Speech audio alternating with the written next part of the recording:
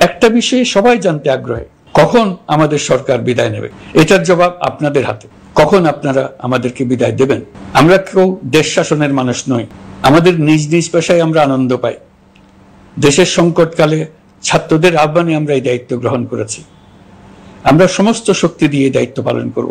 আমাদের উপদেষ্টা মণ্ডলীও এই লক্ষ্যে উদ্বুদ্ধ হয়ে সবাই মিলে একটা টিম হিসেবে কাজ করে যাচ্ছি। কখন নির্বাচন হবে সেটা সম্পূর্ণ রাজনৈতিক সিদ্ধান্ত, আমাদের সিদ্ধান্ত নয়। দেশবাসীকে ঠিক করতে হবে আপনারা কখন আমাদেরকে ছেড়ে দেবেন। আমরা ছাত্রদের আহ্বানে এসেছি, তারা আমাদের প্রাথমিক নিয়োগকর্তা। দেশের আপামর জনসাধারণ আমাদের নিয়োগ সমর্থন করেছে। আমরা ক্রমাগতভাবে সবাইকে বিষয়টি স্মরণ করিয়ে যাব, যাতে হঠাৎ করে এই প্রশ্ন উত্থাপিত না হয় আমরা কখন যাব। তারা যখনই বলবে আমরা চলে যাব।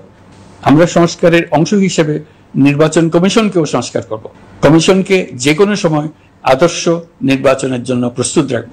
আমরা বিভিন্ন সংস্কারের কাজ শুরু করেছি।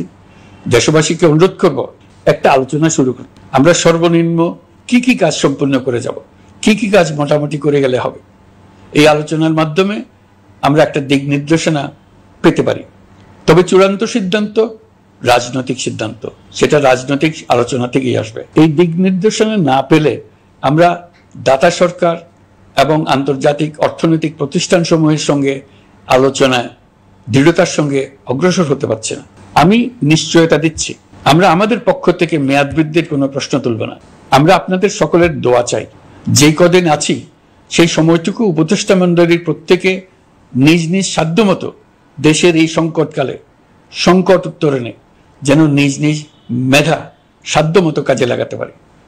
নতুন বাংলাদেশ গড়ার যে সুযোগ ছাত্র জনতার রক্তের বিনিময়ে আমরা অর্জন করলাম, আমরা আমাদের মতানৈক্যের কারণে সেটা যেন হাতছাড়া করে না ফেলে, এটা আমরা নিশ্চিত করতে চাই।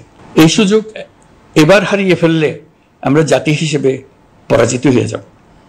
শহীদ, আহত এবং জীবিত ছাত্র জনতার কাছে আমরা প্রতিজ্ঞাবদ্ধ থাকতে চাই। আমরা এই অর্জনকে কিছুতেই হারিয়ে যেতে দেব না।